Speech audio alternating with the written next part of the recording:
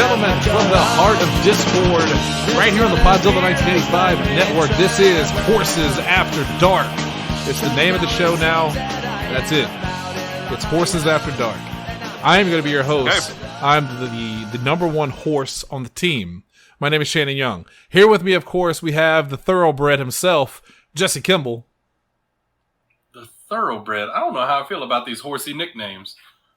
Don't. But that's that. It's fine. The horse is fine. Also with us tonight, we have, I can't think of a horse name that's feminine. I can only think of Black Beauty, and I'm not going to call her that. So instead, I'm just going to say... I mean, if you want to go with the female range, you have either filly or mare. Let's just say Lindsay's here. Hi. Philly kind of works on two levels. Since Shannon, there's night vision goggles at the Ables in my game. Oh, what the fuck you're talking about? Also with us tonight, the Stallion of PZ85, Double H. Stallion Battalion. I would actually much prefer you refer to me as Satchel Paige for the night. How many did you get last night?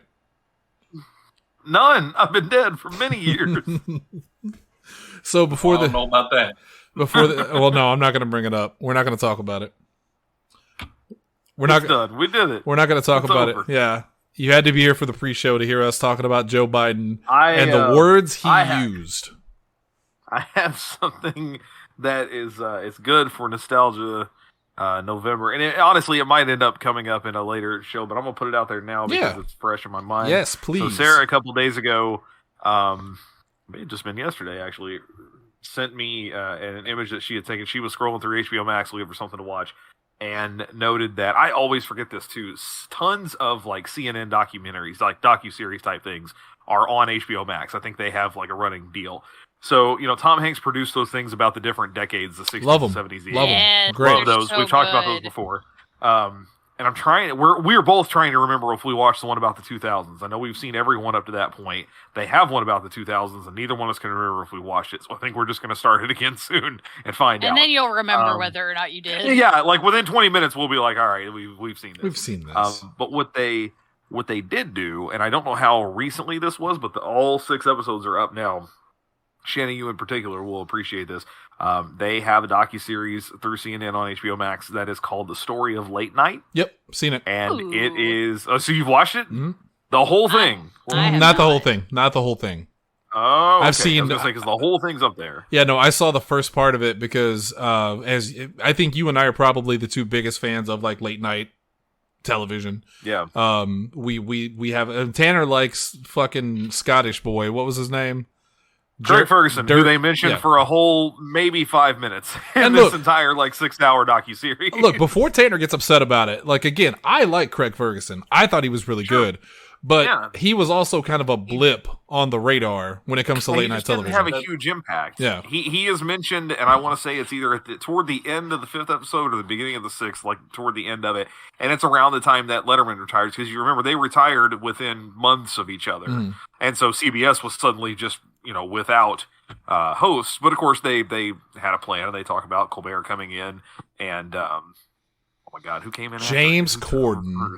James Corden. That's right. That's why I always forget because he sucks too. He's awful. They spend more time talking about James Corden than they do about Craig Ferguson. That's because I mean. Go ahead. Say it. Just I was going to say there's such a huge backlash against James Corden now. People are tired of his shtick. Not in the show at all. In this, this is why I don't know how soon or how recent this is, I should say. Because they do talk about the pandemic and everything, but I think this probably came out toward the end of 2020 because they're still talking about shows being done that way in this series. Corden is mentioned in the same breath as guys like Jimmy Fallon and several others because of the push at that point in time to get the shows online. Mm-hmm. Trevor Noah gets a big mention there too, that when he took over on the Daily Show, one of the first things that he said was, John specifically had no interest in getting the show online because when John took over and up to a certain point, the show was the show and you would just watch the Daily Show and the online presence was not critical. But by the time that Trevor Noah took over, it was, why are we not on Facebook, on Instagram, on Twitter? Why do we not have a dedicated YouTube channel with things that we're trying to make people go and watch at this later point in time.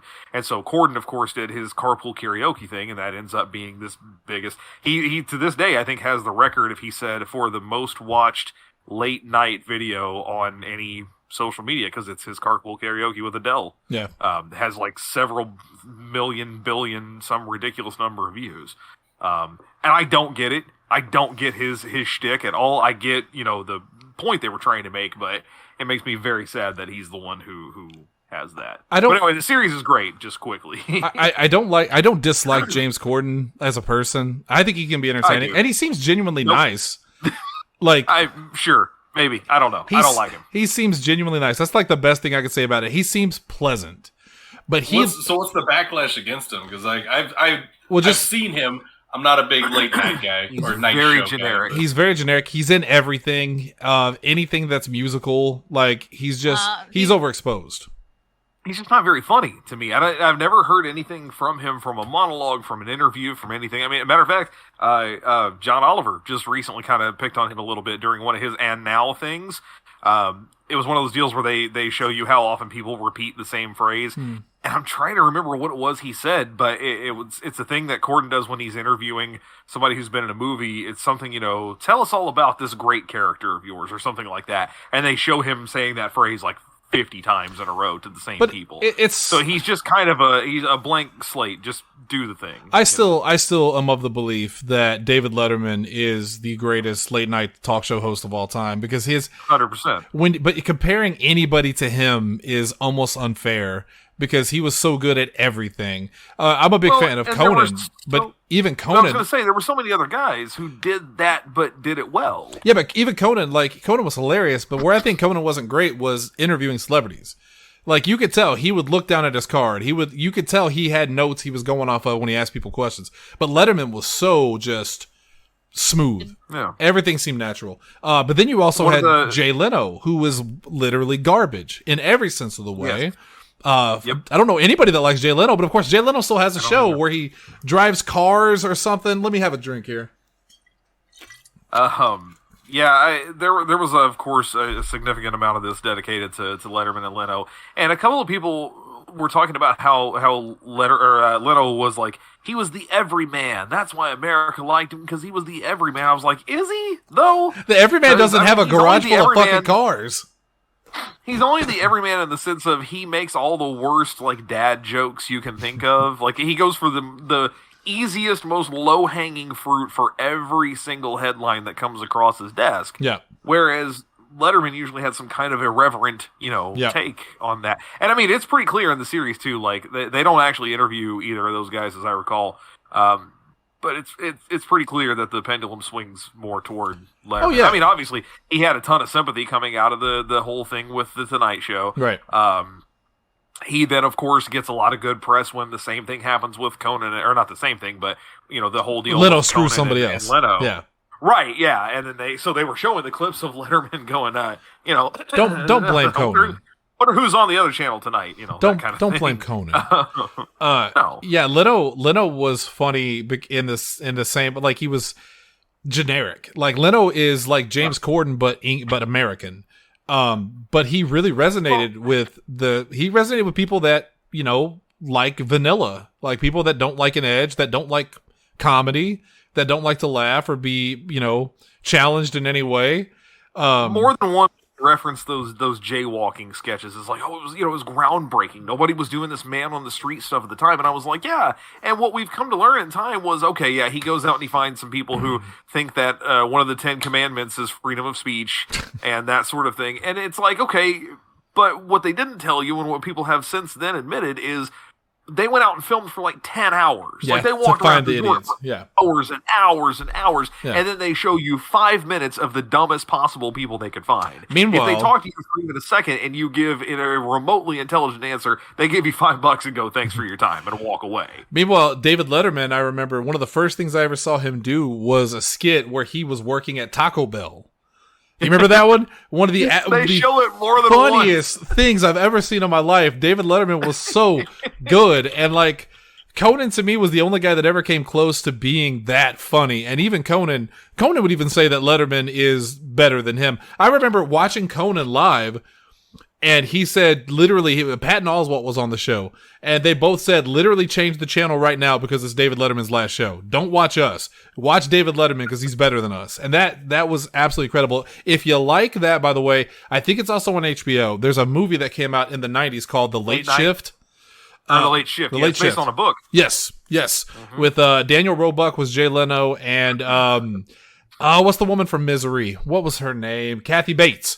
Kathy Bates was Leno's manager, and that was such an interesting story, and it was so good. I don't remember who played David Letterman, but he was also fantastic. But it's a really, really good movie. If you get a chance to watch it, watch that. Also, of all the things that Kathy Bates has been in, you bring up Misery? That is literally the only thing I can remember Kathy Bates being in. I would think that's her most memorable thing. Fried green tomatoes. Fried gray tomatoes. Wait, she was in Titanic? I mean, yeah. She was Molly Brown. I guess I got to watch that movie at some point. And I mean, even more recently, she's been in American Horror Story. We don't talk about that. We don't talk about that. I understand that I'm very much the minority on this, but like Kathy Bates, for me, the most memorable role she's been in is in The Waterboy. Yeah, no, you're not wrong. You're not wrong. Yeah, I just didn't want to say that because I wanted to sound smart, so I said Misery. I was like, Kathy Bates, like, because you said Misery, and I was like, who's in? I couldn't remember anybody in that movie. Literally, when you said Misery, I tried to shout Annie Wilkes, and I'm like, nope, that's the character name. I know who you're talking about. I see her, and that's the character name. Also, I want to go back real quick because you guys were talking about like they recorded 10 hours of footage, get 5 minutes of like actual screen time. I wonder. Do what? Yeah. Like this show. Yeah. I wonder what the ratio is for it. Because Jordan Klepper does his fingering the pulse. Yes, he's really funny. He's really good. Yeah, he's spectacular, and like getting people like to say certain things. And I do wonder like what the ratio is there, especially because a lot of the the goofy ass shit that he finds is from like officials involved. All right, I'm going to say it. I try not to bring politics into the Thursday show anymore, but why not? A little preview of No Turning Back with Shannon Young you can find on online as well.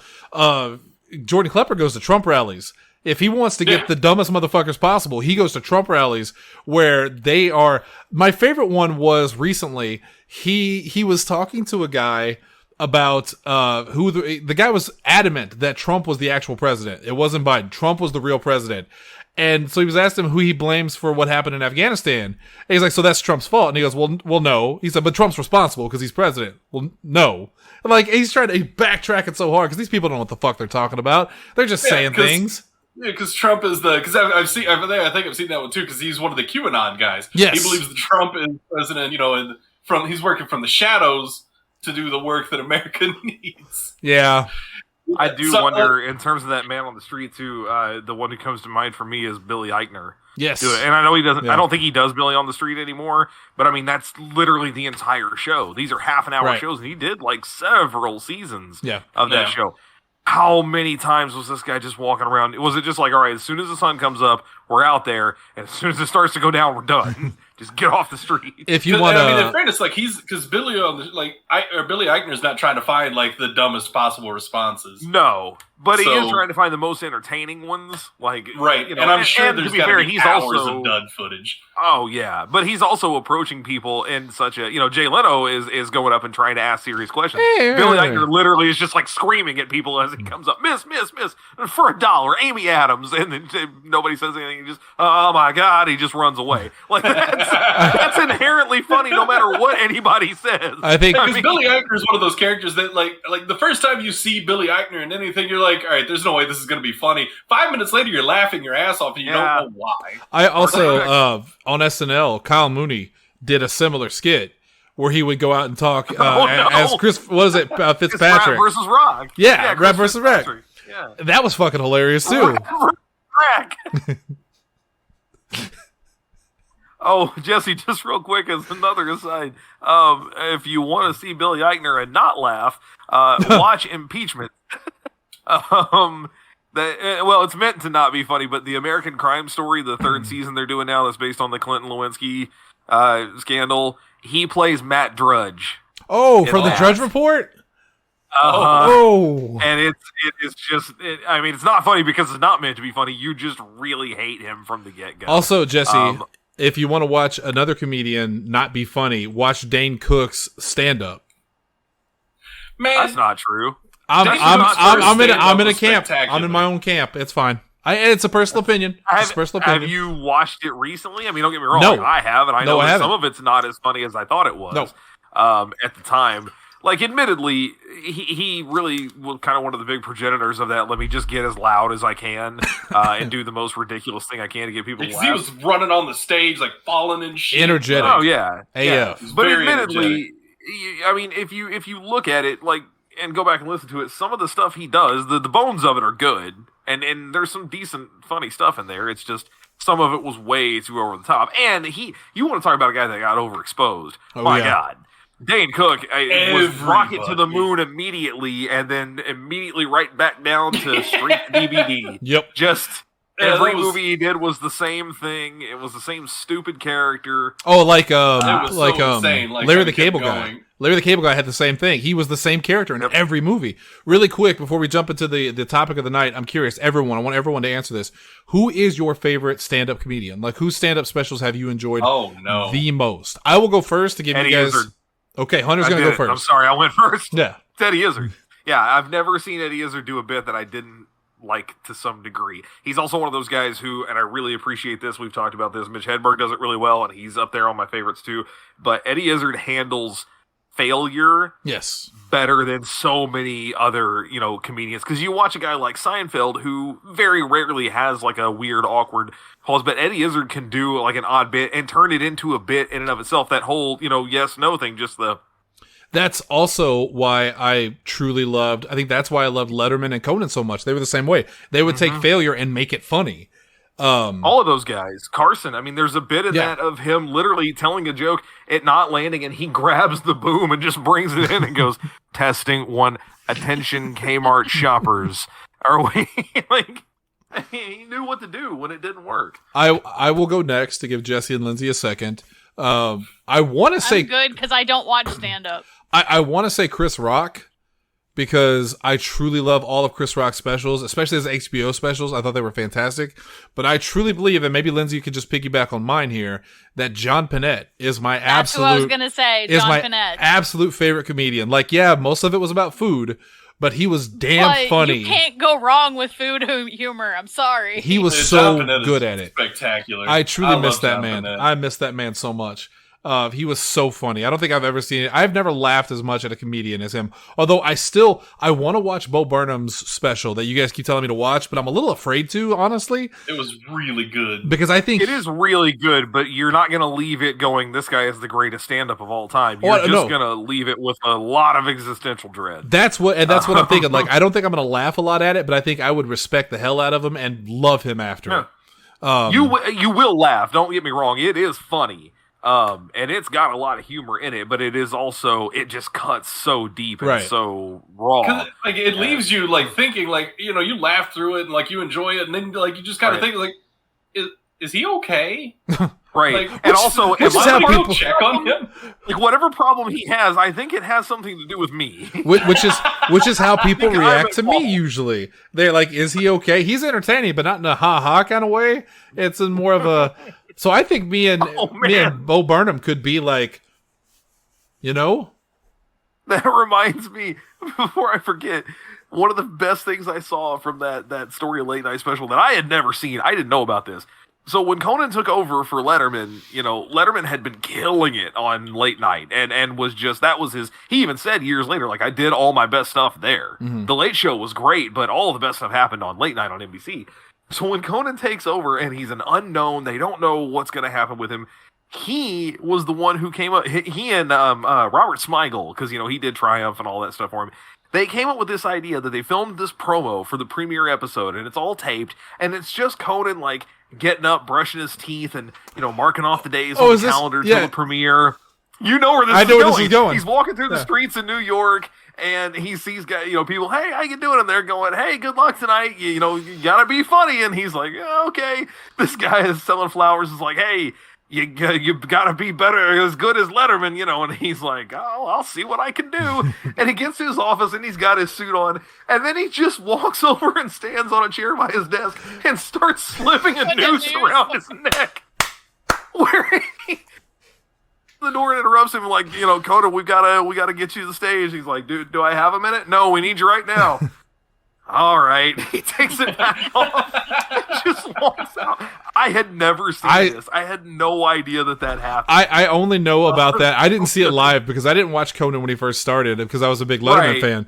But I saw they were doing an interview with Conan about Letterman, and he was talking about how much Letterman helped his career. Letterman was the first person that came on his show that boosted him. He didn't have to. Letterman came on and made him relevant, and they talked about that, and they showed that clip. They include that. Oh, my God. Jesse, who do you think is the funniest comedian?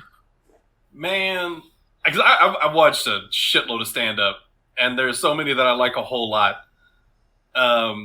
I would say Mitch Hedberg probably has the most consistent. I love everything that I listen to.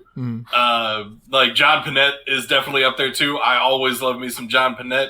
I play Diablo now, like just various games anyway, with this dude from Maine, and occasionally like he will say like Maine shit, and he's heard the John Panette bit. So, sometimes he'll say something, I'm like, oh, going way up there, eh? Yeah, why? Really quick, one last thing before we jump into the show. I don't know if you guys saw this. This was very... done. Oh, go ahead. I'm sorry. Go ahead, and then I'll jump in. Go ahead. Oh, it's fine. The other one I was going to mention, Dave Chappelle. Yeah. I understand that people were rightfully upset with his... turf take in his most recent stand-up, but I still Dave Chappelle is still one of my favorite stand-up comedians. He's really, really good. He's very, very funny, but Chappelle is one of those guys that I like his stand-up, but I just like his sketch comedy more. It's like nothing he did in stand-up was as good as the Chappelle show. Right. His stand-up is still great, but oh my God, the Chappelle show is so good. If you've never watched the Chris Rock HBO specials from the 90s, so good, so amazing, so funny. I also still consistently made fun of and alluded to in popular media.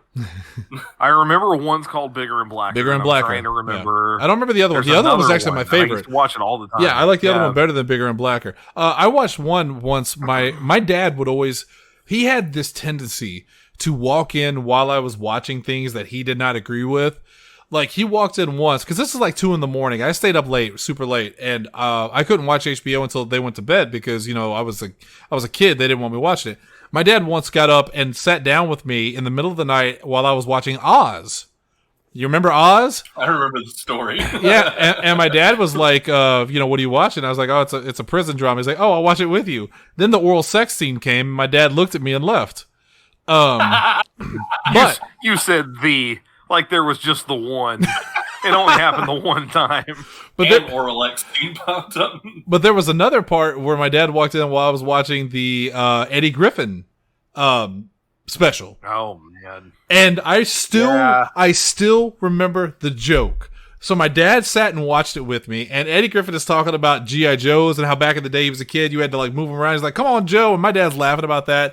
Then Eddie Griffin, and I apologize for the language, not that I should, we cuss all the time here, but Eddie Griffin starts talking about women and lesbians, and he literally says, and I'll never forget the quote, "You lick her pussy, she licks your pussy. Then what?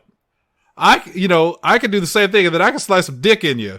And the crowd's laughing. I chuckle. I look at my dad. He once again looks at me and gets up and walks away. And I go, well, I'm losing my HBO privileges. Oh God! Oh, last thing. Oh, that's hot. I don't know if you guys saw this, but Jimmy Fallon and Jimmy Kimmel. Did you hear what happened on their shows yesterday? Mm-mm. No. One of them had Will Ferrell booked, and the other had Ryan Reynolds booked.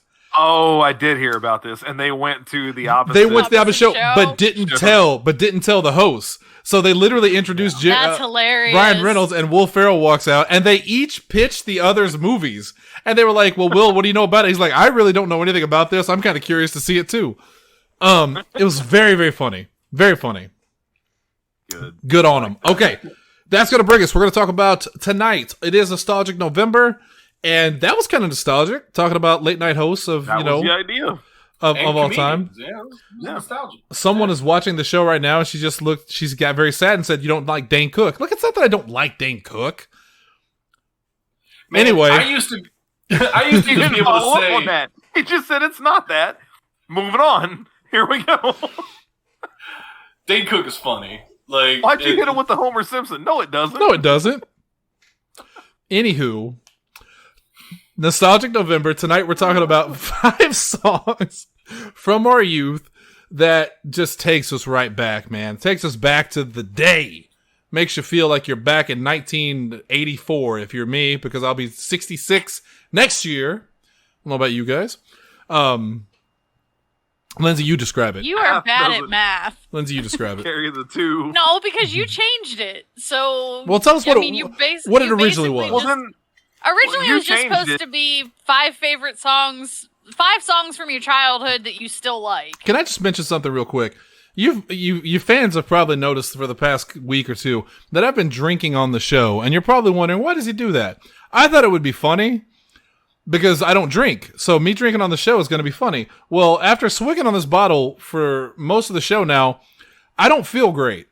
So I'm going to stop doing it, and you probably haven't eaten much of anything today. I have not eaten anything today. So that's not true. You have eaten a tiny bit.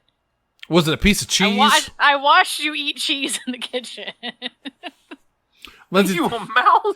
I wrangled this away from the trap earlier. Oh my god! That just Hunter. Please tell me you remember on Married with Children when they would have the whatever they could find in the rat trap, the piece of M&M, and like, oh my god.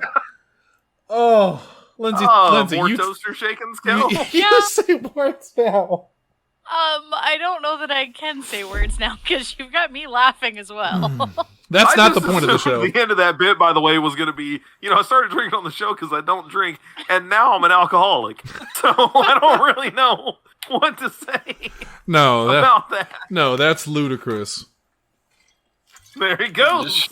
Shannon, please. At least that's the same bottle he's been making it last. It's not like he's drank it all Not in anymore, because it's empty. No, there's still a little bit on there. We're gonna. You know who I blame? It's been over a week since he bought that one. I blame Justin Smart, Justin the Juice Smart, and Brandon Barbwire, who has a bottle of this shit backstage at CCW. It's your fault that I'm like this. Anyway, go ahead, Lindsay. With what? Watching you, Dad. What was the original point? The original one was just 5 songs from your childhood that you still like. But I think then you made it. I think it's the same. But I think it's the same. 5 songs that your childhood that you liked. It's something that you can listen to now and makes you nostalgic. It makes you feel. Yeah. You know what I mean? Yeah. So that is the top 5 for tonight. Now normally we start with Jesse Kimball. So tonight, let's go ahead and start with Double H. Yay, swapped it up. Oh, combo breaker. Combo breaker. Oh. I am a mouse, Michaela. It is 100% You're doing true. him because it's a music thing. Yes, and is because... that what it is? Well, is that where this came from? And because my judgment is cloudy currently. Cloudy, impaired, not there. So, the best way I knew to do this was to just kind of go through the stuff that I owned when I was a kid, like stuff that would like music that I actually had. So I don't really remember, anything that was just like on the radio until I actually owned something I could listen to on a regular basis. Excuse me, I laughed too hard. And the first one that comes to mind, literally the first type of music that I owned in any way, first of all, was a cassette tape. It was Green Day's Kerplunk from 1991. And so I'm going with Welcome to Paradise is the very first song I'm going to do. This Green Day's Welcome to Paradise. I understand that, yes, Dookie was the album everybody loved, and you got Basket Case, and you got Brain Stew, and all that. But this was like... And I also understand, don't get me wrong, that Welcome to Paradise was a single, and it was very popular and whatever. But I think it's the only Green Day song I have downloaded in any way, shape, or form, because it's like the only one I haven't just gotten sick to death of. It's the only one that I haven't heard a million billion times over. And yet I have. I mean, I have done that. It's just, it had this nice little dip of, I listened to it a ton when I was a kid, and then you rewind it with the pencil, and make sure it's all fixed and in good shape. And then for years and years, just basically nothing, because it was 21 Guns and it was American Idiot and all the other stuff. And then, like, shortly after I got out of radio, I was like, oh, I loved this one, though. Like, of all the things, that was the one we never played. We played Basket Case, we played Brain Stew, we played all the super popular stuff. So I downloaded it, and it's not something I never go and, like, seek it out, but when it comes up, I'm always like, oh, yeah, that song. I remember being never heard that song. Never heard it. You've never heard Welcome to Paradise? No, but it is. That very much surprises me. But it is the opening song for tonight. No, my Green Day started with American Idiot. No. It started with Dookie. Yeah. Basket Case, Time of Your Life. It wasn't called Time. Was it called Time of Your Life? It was, wasn't it? Yeah. Well, that's Good the Riddance. like Good Riddance. Yeah. Good Riddance. Those are what I started with, and it wasn't until American Idiot that I really fell in love with Green Day. So, and I didn't even really like them during American Idiot. It was actually, Lindsay, what was the one that we listened to all the time? 21st Century Breakdown. 21st Century Breakdown. That was the one where I really loved them, and then I went back to American Idiot, and then I went back to older songs. So I got to listen to that. I mean, there's nothing. I'll say this up front. There's nothing like super special about this that isn't every other Green Day song. It's the same chords, it's the same sound, but it's just the one that it's a little faster paced than some of the other stuff, and it's just the one that when I think of Green Day, those three opening chords, or not, it's not three, but the little rhythm is the same thing that pops into my head every single time. This is the song I think of when I think of Green Day. And again, I was like, it came out in 91, so I would have been 6. It was like, I was like 7 or 8 probably by the time I got my hands on it. And I don't even remember how. That's the craziest part. It's far enough back that I don't remember how I got this cassette. I didn't buy it, and I don't remember anybody buying it for me. I think I just like inherited it from somebody somewhere. But it was the one I went back to all the time. So awesome. Number 1. That's the intro for tonight too, because I've never heard it, and that'll be fun. Let's go to Jesse Kimball. Let's see what Jesse Kimball's got on his brain. All right.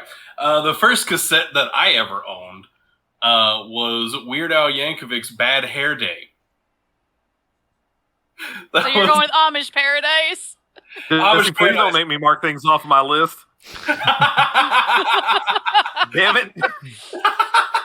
Yeah, Amish Paradise is my first pick here. Weird. Like that was actually cassettes 1, 2, and 3 of the first cassettes I ever owned were all Weird Al Yankovic. Because I was that kid in elementary school. Jesse, Al Yankovic. Yeah, me too. That's why you had to move. It couldn't be 2 of us. Somebody had to go. There could only be one. New Madrid's not big enough for for 2 of those kind of people. Not for that, no. Whenever I hear about Weird Al, the first thing I think about, other than Lindsay making me listen to it, because I like Weird Al too, don't get me wrong, but it's the King of the Hill quote where Bobby's talking about Weird Al, and Hank says, Bobby, Al Yankovic blew his brains out in the 90s after his music didn't sell. Oh, man. Yeah, I love me some Weird Al Yankovic, man. And Amish Paradise, I still know like all the words to that. And like, there's countless other songs I could have picked from there. Half my list could have been Weird Al. It's stupid how I remember how watching the Weird Al show on MTV and VH1, where they just play the music videos for like 30 minutes to an hour. He's so good. VHSs of like it was just a VHS of 4 Weird Al Yankovic videos. Lindsay, what was the name of the album? The one that he did the play of the Crazy Bone Chameleon song. What was it called? Oh, that was Straight Outta Linwood. Straight Outta Linwood. The White and Nerdy. White and Nerdy was the song. That was when I really realized how freaking talented Weird Al was. He's also in the only was it the Epic Rap Battles of History or whatever? He's in my favorite one. Him versus Bill Nye. It's just so good. He's so good. Because it's Isaac Newton versus Bill Nye. With an appearance by Neil deGrasse Tyson. It's so good. It's so good. All right. It's a great rap battle. I can't tell you what the first tape I ever had was, because I honestly don't remember. But I'll tell you the first song that I can remember ever absolutely just loving, and I still love it to this day. If you play it, I will not dance, but I will enjoy it quite a bit. And that is Return of the Mac by Mark Morrison. All right, I'll get rid of that one too. Oh, I'm so sorry. I'm so sorry. They're just knocking shit off Hunter's list. Looking at it right now. That boy, funny. That was the epitome of cool when I was a kid. That song is still hot to this day. Shannon, real quick, can you tell me how that song goes? I'll answer for you. No, you cannot, because nobody understands a fucking word in that song except for the chorus. Yeah, no, I do understand. It goes, Return of the Mac. Return That's what I said. of the Mac. That's it. That's all you got. Now that you mention Mark it, Morrison came in and said, "Here you go," and he did the song, and everyone went, "This is dope." What'd he say? I remember as a kid and to this day wondering, well, where'd he go? It's the return of the Mac, but I don't remember the Mac being there in the first place. Then where'd he go after that? Because he left again. He's doing all this in reverse. Well, apparently, so he got out of jail. Like, that song was when he got out of jail, but I didn't know he was a singer before that song. So, Return of the Mac was the Mac for me, but damn, it was good. All right, we got a couple people in the crowd here have a list. I want to read off some of theirs. Michaela, number one fan, super fan Michaela Minton says Breakaway by Kelly Clarkson. You got to remember, too, these guys are a lot younger than us. Younger, yeah. So, Breakaway, Kelly Clarkson, fantastic song. It's a good song. Umbrella by Rihanna. Which I think came out when I was in college, so. Yes, it came out when I turned 30. That might not be wrong. Umbrella by Rihanna, which I absolutely fucking hated that song when it came out. I could not stand Rihanna. I like it more now. Because they also played it on the radio all the damn time. Yes. I really like Rihanna now, though, so I don't mind it. Empire State of Mind, Jay-Z and Alicia Keys. I love both of them. I love Alicia Keys. I Write Sins, Not Tragedies, Panic at the Disco. That's a nostalgic song. That could be on the list. Yeah. And Taylor Swift with Tim McGraw. Never heard it, but it's Taylor Swift, so I'll give it a pass. It is literally her first single, and it is as country as she gets. Ethan, Craig Miles, the good one. Ethan, the good Ethan. Do we have a bad Ethan? It says Big Iron. He's both. Big Iron by Marty Robbins. Yes, but I refuse to believe that you heard that fucking song before Fallout New Vegas. But it still counts.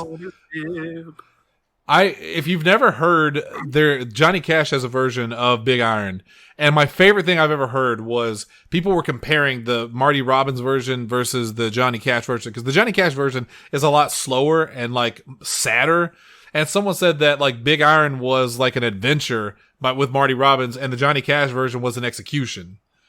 I always loved that. Ooh. Diary of Jane by Breaking Benjamin. That's I could say that's nostalgic for me as well. Oh, yeah. Ethan, no. Drift Away by Uncle Kracker. That's not even the best version of that song. It's not. Oh. I never thought we'd get. Because I think both of Uncle Kracker's really popular songs were covers, right? Both of them were covers, yes. Then he went back under the covers to sleep for 30 years before he returns like Pennywise from It to ruin music again. Because that was like dumb popular. I took a long walk for that bit, and I'm not sad about it. I know two Uncle Kracker songs. I believe he had one called "Follow Me," right? Yeah. Okay. You know more than two crackers. Anyway. Well, I know "Follow Me" and I know the X Factor from WWE. That's the only two I know. Oh God, I forgot about that. X Factor. Oh, we need to bring back the pin bit. Only you need to pass that bottle this way. You both need to have the same bottle of alcohol.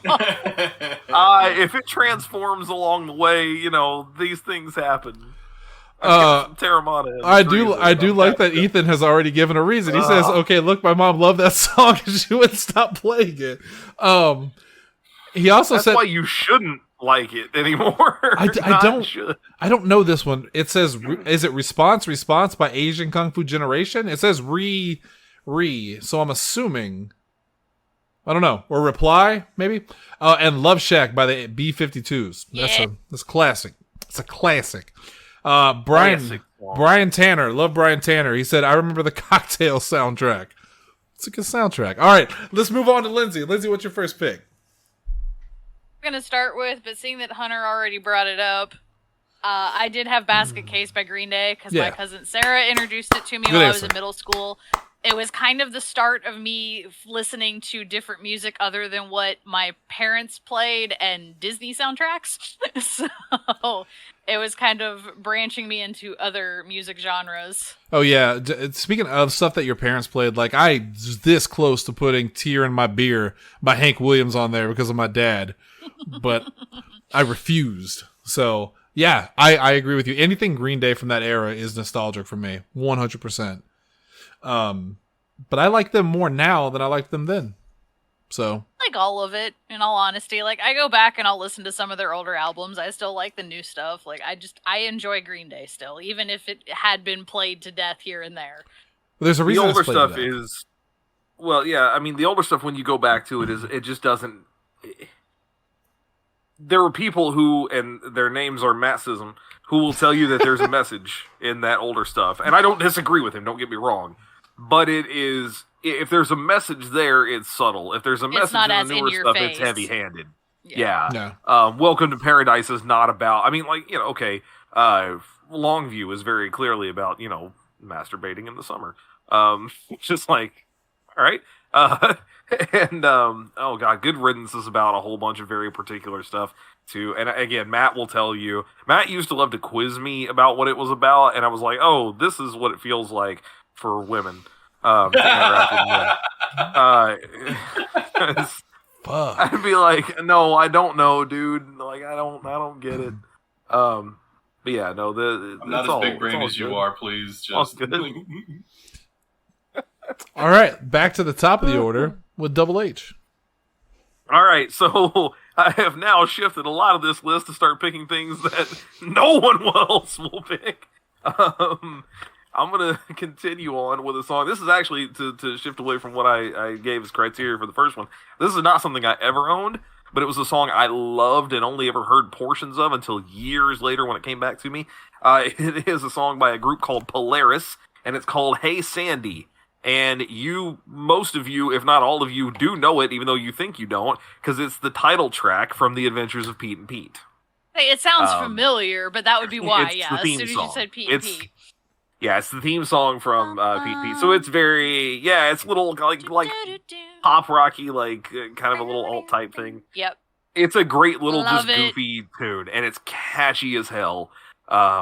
It was one of the few shows as a kid that when I watched, I didn't want the title sequence to end. Yes. I wanted the show. Half the time it was best. To keep playing the song. Mm-hmm. That's all it was They C-Lab. never finished it. And I'm like, just keep playing the song, you know. C-Lab's intro. C-Lab's intro is so good. I'm like, I don't even want to watch the show. It's such a short intro, too. So you literally just get like a blip it. Well, I never watched Pete and Pete, so I have absolutely no idea what you're talking about. On YouTube, you can find it real quick. I sent it to you, in fact. You did. It's so good. They are actually, I didn't know this until years later, actually, last year when Sarah and I were watching the series and she was getting to watch it for the first time. The band that did that, if I remember correctly, some of the guys were like on the crew of the show. They were also in an episode. There's an episode where Pete hears this song as these guys are playing in a garage. Little Pete hears it, and it drives him crazy because later on he can't find them, and the song is driving him nuts because he wants to hear the rest of it. And come to find out, it was the same band just playing a different tune. In general, they're not bad, and evidently they still get together every once in a while and play these little reunion shows. So, but yeah, Hey Sandy by Polaris is my next very nostalgic tune. All right, Tubular. Let's go over to Jesse Kimball. It has 3,187,330 downloads on Spotify. Yes. That's very specific. Sorry, I was looking up because I haven't listened to it in forever, and I'm adding it to my list. So. Oh. Yep. So most of the rest of mine, everybody's going to have heard, is from my angsty preteen life. That's fine. And we're going to start that with In the End from Linkin Park. Yes! Sorry. That's the song I still know every word to. Like, it pops up on my playlist because it's still on my playlist. God. And yeah, I can run through the whole thing. I remember being a kid and hating when Linkin Park would switch to the rap because I just wanted to hear Chester. Same. I just wanted the chorus. Yeah. Well, but, sing, don't rap, sing. In the rock versus rap debate, you were decided to be on the rock side. This guy knew what he was talking about. Yeah, I liked both parts a lot. Like, I love Linkin Park. It's not That's not an obscure fact about Jesse Kimball. Although you and I are the only ones that like that one album, apparently. That's true. Yeah. Me, you, and I think Carrie Walker are like the only three people on the planet. Oh, yeah. Yeah, when In the End came out, when In the End came out, I was, oh god, that would have been right around my junior year of high school. And so my big memory with that one, I would not have been on my list here, but my big memory with that was that me and several people went to, it was like one of the first times that I went somewhere with friends and not family, like way outside where we were. We went to Six Flags shortly after somebody got their license. And it was like me and like 5 or 6 other people in somebody's van. And I remember with my freaking, skipless Walkman, going to, or Discman, I guess it was, listening to that song all the way there and all the way back. It was like that song and one other I just kept repeating. And that was the saddest Six Flags trip I ever experienced because I arrived depressed and I left even more depressed. Oh, no. Why did I do this to myself? Like, the song is great, but it's just such a downer when you really, like, get into it. And then I show up at Six Flags and I'm like, all right, what do you guys want to do? And I'm like, I don't know, cry. In the end, it didn't even matter. None of this matters. I'm like, nowadays there would be, if that was a TV show, there would be a montage of, like, me on all the rides just like, sitting there like, rolling down, people screaming behind me. And I'm just like... In the end video, Hunter was in the back. Just like his head moving side to side on the roller coasters. Just All right. I'm gonna hit you with. I was real big into R&B back when I was a kid. I'm still into R&B, but I was really into R&B back then. And a lot of mine used to be, but you still are. But I still am. A lot of mine are ones that you guys are gonna know all of these, but that's fine. When we were kids, we didn't know about indie music. Yeah, we listened to the bangers, right? Back in the day. So, All My Life by Casey and JoJo. Oh my god. Yes. Every middle school dance. Yes. Every high school dance, honestly, even by the time you got there. Whew. I used to be able to sing that song. I can no longer, probably. I haven't tried and I'm not going to. But that was like, to me, that was the epitome of like when you could play that song, you found love. That was going to be my song with the love of my life. Casey and JoJo were fucking awesome back then. They probably still are. I don't know. I haven't heard another. Okay, honestly, I've never heard another song by them. I haven't heard from. The only other song I've ever heard by Casey and JoJo was the song they did with Tupac. How Do You Want It? That's literally the only other song I've ever heard by them. But All My Life was so good. It's iconic, and it takes me back to when I thought love was real, and that that's it. All right, let's go to Lindsay. Oh, my next one, I would always get excited when it played on the radio, and I still super love it. And I got excited when other artists later started sampling this song and adding it into their stuff. But it's Take On Me by Aha. Yeah, good answer. Plus it has an awesome music video that has been parodied on all kinds of stuff. I'm pretty sure if I were to go through my downloaded music that song holds the record for most different versions on my... Like, because I know for a fact that one. I have Weezer's version of it on there. First to 11 does a great version. I probably have at least one other one. Well, I have the original. I have the Weezer cover, and then I also have the MTV Unplugged version, which I didn't even know existed until it is. I don't know if you guys know this. It's on the Deadpool 2 soundtrack. Toward the end, when he's thinking he's not going to get her back. That's the song that plays. It's a very stripped down, because it's unplugged. It's from the MTV Unplugged special. It's a very stripped down, slow version of it, and it is sad as hell. Because it's just the single piano and the one guy singing, and he doesn't go for the high notes. He brings it back down after I'll be gone. He stops and comes back down and goes, in a day or two. And it's just, it's haunting. Like, it's so good. It's a good song. That was Lindsay's song. I'm sorry. Yeah, no, you're fine. You're totally fine. I still like it. As stupid as it is, I've been watching music react videos of That's stupid.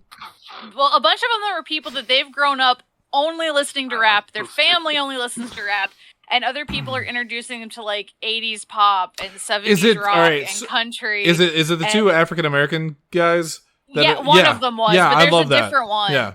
There's a husband wife duo I've been watching also, and they're reacting to it and things that way. And it's entertaining to me. And then just that song playing again, I'm like, I still really, really like this song. It's a good song. That's one of my favorite.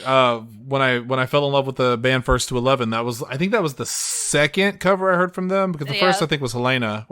Is it Helena or Helena?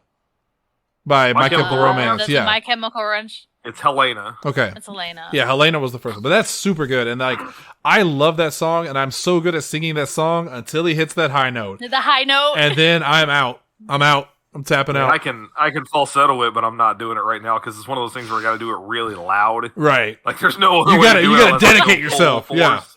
Yeah. Yeah. You gotta get do it that in the car. diaphragm action in there. Really quick, Johnny Wheeler in the chat says "Gone Away" by Five Finger Death Punch. I've never heard that. I'm not a huge Five Finger Death Punch fan, but I do like some of their music. It's one of their better ones before they started. Just everything they did was a cover. It was all right. He also said "Ash of Eden" by Breaking Benjamin. Never heard that one. Remember? Oh, Ashes of Eden. Yeah, I do. That's another like really stripped down slow tune. That was pretty emotional. He also he said it's a slower one, so he caught us right there. All right, Jesse Kimball, what do you got? Number 3. Oh boy! All right, so continuing my teenage angst. You skipped Hunter. wait. Oh Top yeah, of the order is Hunter. top of the order is Hunter. No, you misheard me. I said Hunter. You just heard Jesse as Hunter. I got so invested into Lindsay's choice. I thought that was your song. Yeah, I thought it was you. All right. I'm sorry. You should be. I'm sorry I picked All something right. good for once. Number 3. Jesus. This is how we do it. Well, let me mark something off my list real quick. God damn it. There's 3 great things about this song. Number 1, just the beat and the melody and like the general musicality of it. It's a great tune. Number It's stuck 2, in my head right now. it took me, the second you hear it, you know what it is. It took me years, number 2, because a lot of the radio edits cut out the like kind of spoken word rap portion toward the end of it. So it took me years to recognize that Montel Jordan is 6'8", which is crazy. Oh shit! Yeah. God damn. He says it in the song, and all they said was 6'8" he stood, and people thought the music that he made was good. And for years, I never caught. And then one day I was like, "He's what?" And I looked it up, and sure enough, he's 6'8", which Holy is wild. Shit. Yeah. And number 3, one of my favorite lyrics of all time was that all the gangbangers just forgot about the drive-by. They were having such a good time, they forgot about the drive-by. Like that's a phenomenal lyric because it makes no fucking sense. People don't just They don't forget about the drive-by. They scheduled a drive-by, like they all sync their watches at that time. And secondly, it's one of those things where they all went, you know what, man, this party is rocking. It's too good. Forget the drive-by. It's too good. That guy will be home later. We'll deal with that then. For now, it's all happening right here. It took me so long, because I was a fan of both of them, to remember I would always get Montel Williams and Montel Jordan confused. Yeah. That's fair. Yeah. That's fair. You had that problem that I have with remember- like if they have a name in common, they're the same person. Especially with I Montel, do because how many remember, like- Montels do you know? Well, yeah, and then he had the talk show, and so I remember people thinking like, this is how we do it, guy? No, that's another guy. It's not him. Lindsay. Oh. Lindsay. Yeah. Now it's empty. Okay. Okay. Jesse Kimball. Yeah. I guess that means we're going to be getting more alcohol tomorrow. I've got wine. But yes. So anyway, Falling Away From Me from Korn. I do not know. I do not know that one. I was never a It's- Korn fan. I was like, I'm significantly less so now, except for weirdly enough, like my half of my gym playlist is Korn, and I don't know why. They probably But just have that energy. it's angry. Get you you need. pumped. Yeah. Yeah. Yeah. But yeah, no, Falling Away From Me was just one of the first Korn songs that I heard. Like I could put a bunch of them on there. If you want a real like gross out music video, look up the video for Right Now from Korn. I'm good. It's fantastic. Or it's just animated. anything from Tool, really. But Oh, that's also true. Yeah. Johnny Wheeler yeah, also says "Coming Undone" by Korn is a good one. That's a really good that's one. that's my favorite Korn song. I wouldn't say I'm nostalgic for it, but that's the one I would have named. It's really good. It's also a more recent one. Like I think "Coming Undone" was when I was in high school. So and I think so that would have put it in college years for you, Hunter. Yes.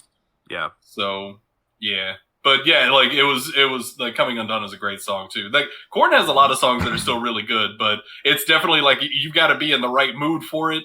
It's some angry, just yeah. My favorite Korn song is and always will be "Kidnap Santa Claus" from the Nightmare Revisited album. It's just so good. It's so good. All right.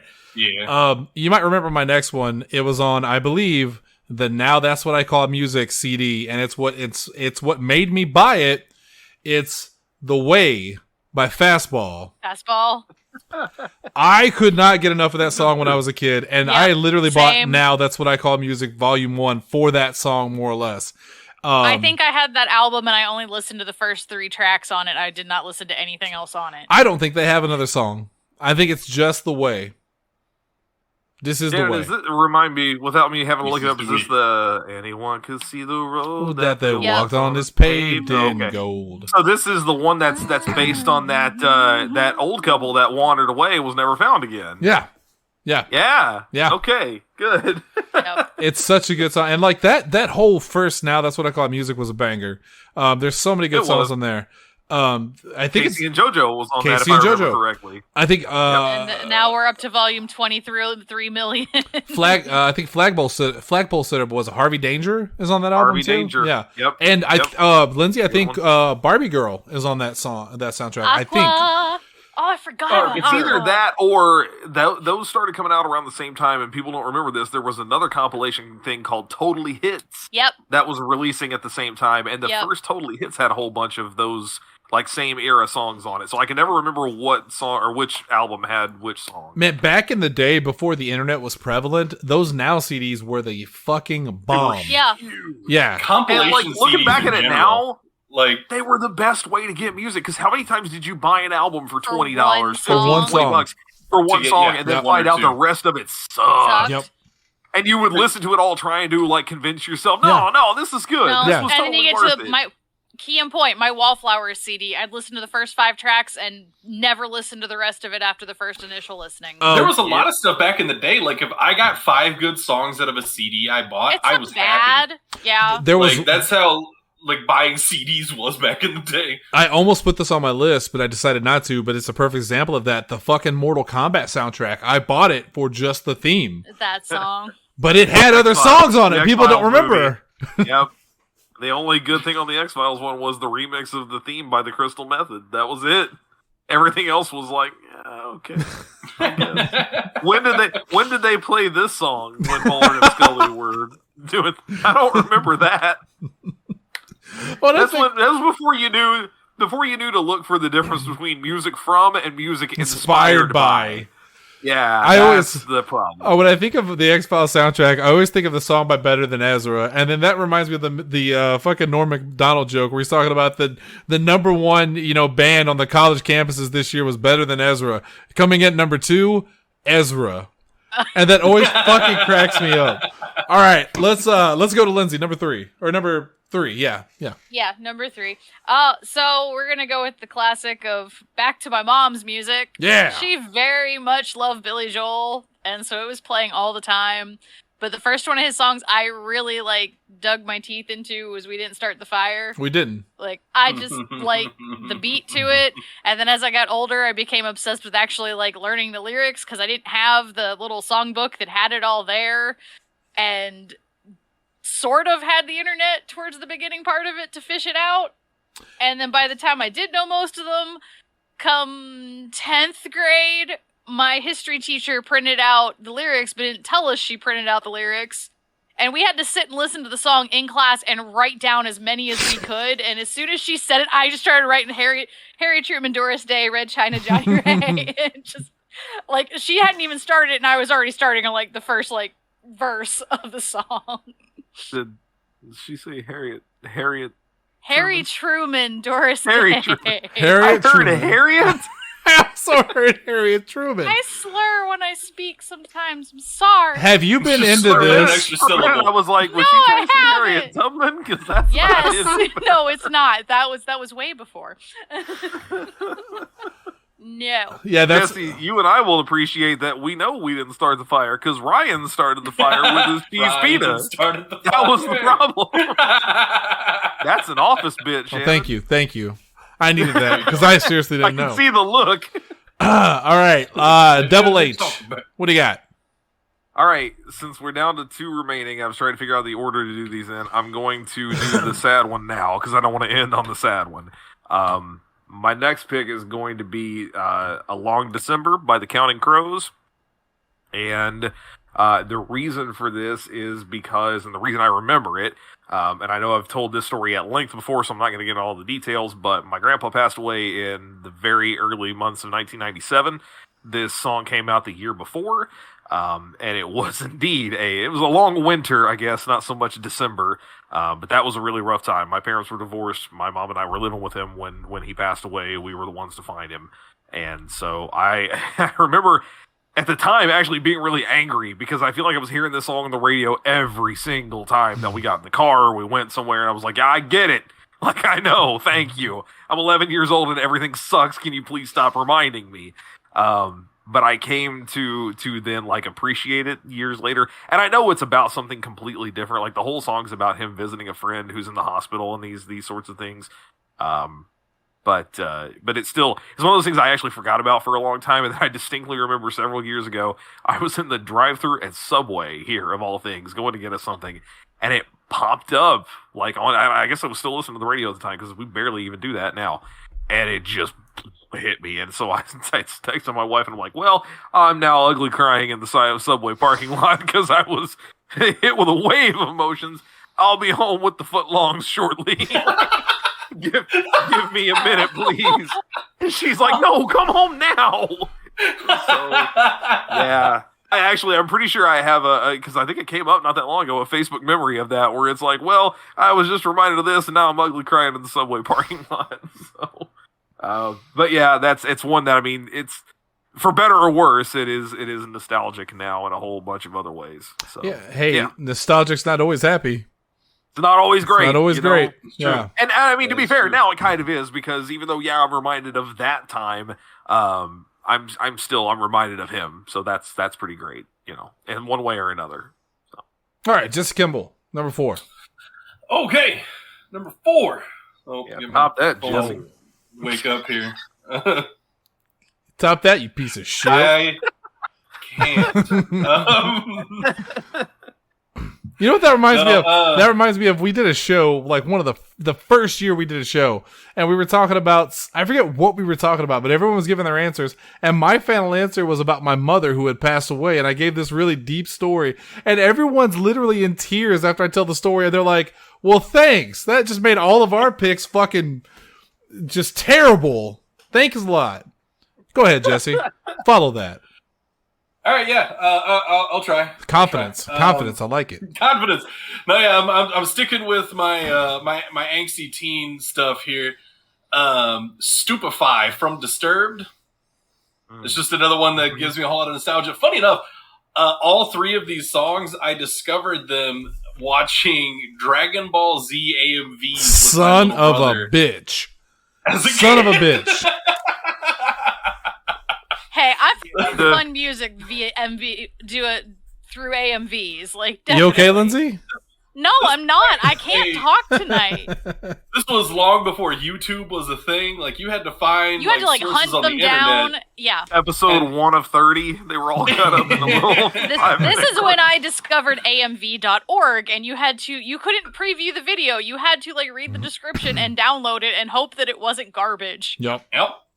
Yeah, there were other peer-to-peer sources you could find them Yeah. on. That's where Jake and I found most of ours. And yeah, like that was actually the start of a lot of my musical preference in the late 90s, early 2000s was finding Dragon Ball Z AMVs, which I knew would make Shannon very happy. Well, that's the first time that I ever heard. I mean, obviously that's not nostalgic for me, but "Bullet for My Valentine."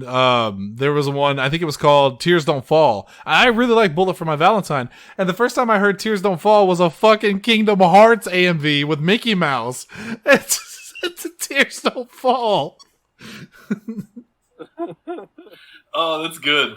That's real good. Oh, all right. Well, my next pick, it's also, originally I was going to put the really sentimental one. It was The Crossroads by Bone Thugs and Harmony, but that's not my most nostalgic song by them, but they're one of my most nostalgic bands. It's actually Thuggish Ruggish Bone by Bone Thugs and Harmony. It was the first Bone song I had heard. I'm a huge Bone Thugs and Harmony fan, and I don't know I'm sure you guys have heard Thuggish Ruggish Bone, right? Like everyone's heard that song, right? Yeah. Ooh. Sure. Jesse has. Jesse has. That's what's up. Lindsay, I know, has because I've made her listen to it at some point. I mean, there's nothing special about it. It was just, I was just getting into rap because when I grew up, I mentioned Tears in My Beer earlier by Johnny Cash. It's because my parents listened to country, so I listened to country. And rap was the first time, I was a trailer park kid, or not even trailer park kid. I lived in a trailer, but not a trailer park. So I lived in a trailer park. You were trailer trash. I was just but it was for about a year and a half. But yes, it still counts. Rap music was like my escape. Rap music was my rebellious music that my parents didn't want me to listen to. And so I got into rap. I got into like the College Boys. I got into Run DMC, a lot of the late 80s groups. But then I heard Bone Thugs and Harmony. I heard Thuggish Ruggish Bone, and I absolutely just fell in love with rap music after that point. That turned me on to like Tupac and Notorious Big, Jay-Z, not Kanye, Puff Daddy. I mean, a lot of the guys that, were huge in the 90s, it's all from Thuggish Ruggish Bone. And Bone Thugs and Harmony is still in my favorite rap group of all time. So, without Thuggish Ruggish Bone, I never would have become a fan of rap music. And I'm a huge fan of rap music, so... like I said, nothing special about it. It's just a really good rap song. It was their first big single, that and For the Love of Money. But this is the first one that I ever heard, so it's on my list. All right, Lindsay, number 4. So the kids may recall the Hit Clips toys things from like early 2000s. No. Well, predecessors to that in the 80s were pocket rockers. And they were little mini cassette tapes, and each one would have like 2 songs on them. And my cousin had one of the systems, and I absolutely loved the thing and was jealous that she had it. And one of the tapes that she played on it all the time was Huey Lewis and the News' Hip to Be Square. I have no idea what you're talking about, but I do like the song.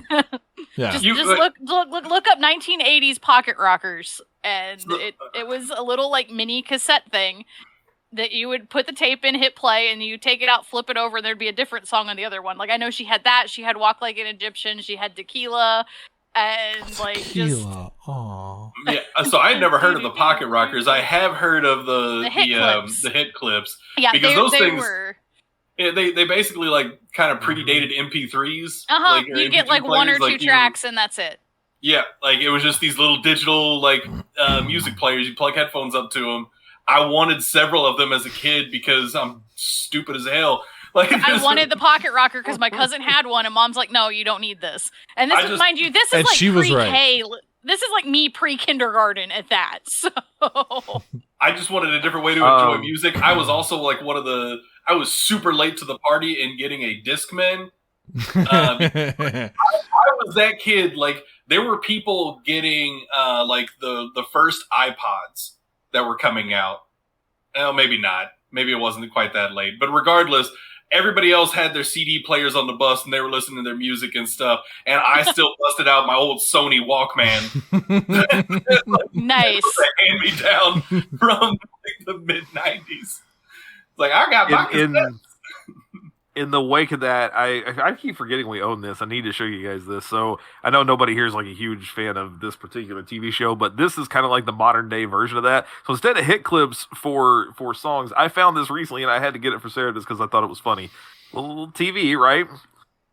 This is, and I hope you can see it working. So this is the same model as the TV. I haven't turned it on yet. It's the same model as the TV that's in the living room on Friends. But it's just and chibi. It does this it actually plays clips from like season 4 of Friends. Oh, that's cool. Funny. Yeah, that's cool. I uploaded a picture of the Pocket audio Rocker is system terrible. for you guys. I saw that, Lindsay. You guys can't really hear it, and again, the audio is awful. But like, hang on. Yeah, no, it's not picking up over the song, but No. Nope. Yep, can't hear it at all. No. that sucks. All right, but anyway, it plays like the theme song, and then it plays like little clips from the 4th season. And I got it for just kind of as like a little gag gift, but like you can even see the little volume bar on the TV when I change it is on the back, and then when you turn it off, it gives you the old no signal. That's cool. A little static, and then it kicks off. That's cool. Yeah, that's really neat. That's cool. This is like the modern day hit clips, but it's TV basically. same concept. That's funny. Then I drop it and break it. Speaking of Double H, last one. All right, so in the end, I looked at a whole bunch of other things I wanted to do. Lindsay mentioned the Wallflowers earlier, and I was going to throw one headline in there because that was when I thought I was going to get like serious into music. The difference was the one I got hooked on off of that. But I'm going to double back and bring Weird Al in anyway, because if I'm talking nostalgia... Do it. I mean, first of all, among the first albums I owned, I think I've told this story before, the first 2 CDs I owned were Jock Jams Volume 2 and Weird Al's Bad Hair Day. But the third one was Weird Al's Greatest Hits Volume 2. Fucking Jock Jams! I think it was... Oh my God. I think it was actually on Bad Hair Day. Oh, dude, the Jock Jams, to this day, I don't know how I got that one either, because I didn't buy it. Somebody gave me that, and I don't know who thought that was for me, but someone apparently believed that this was very much for me. Was it just like... you needed to get your cheer on. It was was like Trapped Greatest Hits, because that's the only thing I could think of at the time that would have been on there. Oh, I think they had. Oh God, I remember because I remember that album. I wanted it. What's and the I never one had from it. Gary Glitter? Lindsay was just doing it, like Rock Volume 2 or whatever. That's on there. Yeah. Pump Up the Jam. Pump like that was on there. All those kind of like everything you hear at pep rallies. Yeah. Exactly, the shit that they would play for that. And I remember it actually really came in handy years later when I still had it when we were in high school, and like, you know, Jake and I started doing all the mascotting stuff and everything. They needed music for that kind of stuff, and I was like, you now own this. Keep this, get it away from me. Just busting out the Jock Jams. You were like, it's go time. It was pristine because it had never been listened to. I'm like, just keep it, man. Look, no scratches. None. But Jesse might have to confirm for me because he mentioned Bad Hair Day. I don't remember now if this was on Bad Hair Day or if it was on Greatest Hits Volume 2. You know, Weird Al doesn't strictly do parodies. Like, some of the stuff he does is just comedic songs. Yeah. And he had, it's like a little barbershop quartet type song called Since You've Been Gone.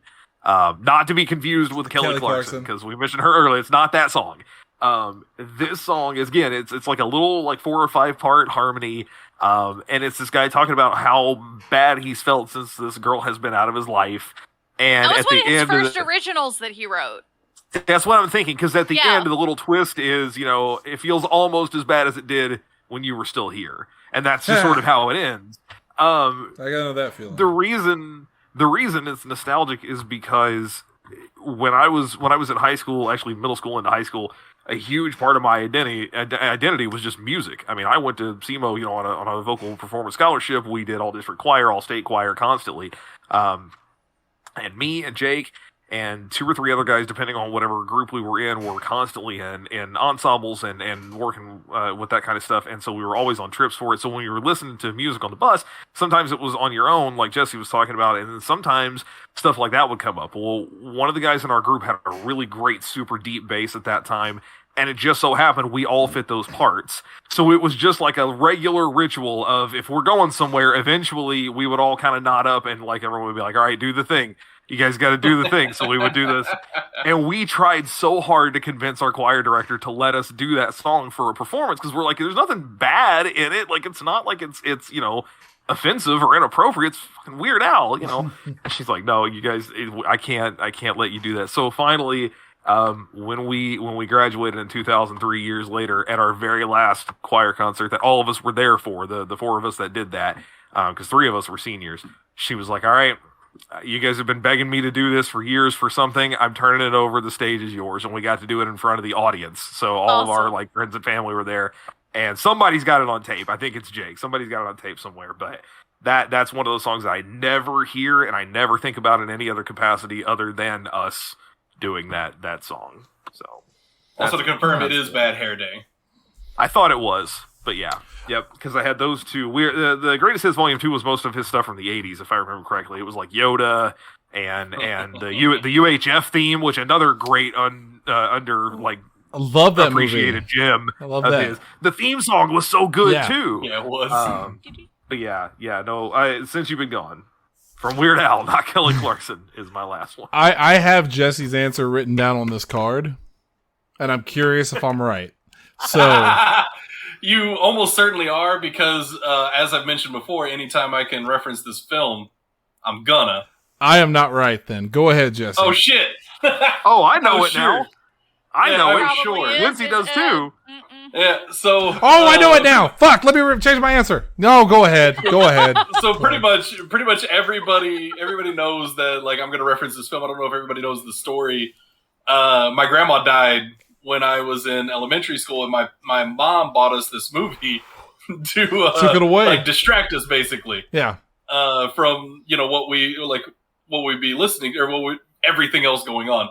So we just watched this movie a lot over and over again. It was the Goofy movie, and Stand Out from Tevin Campbell. You would stand out instead of eye to eye. Okay. Yeah.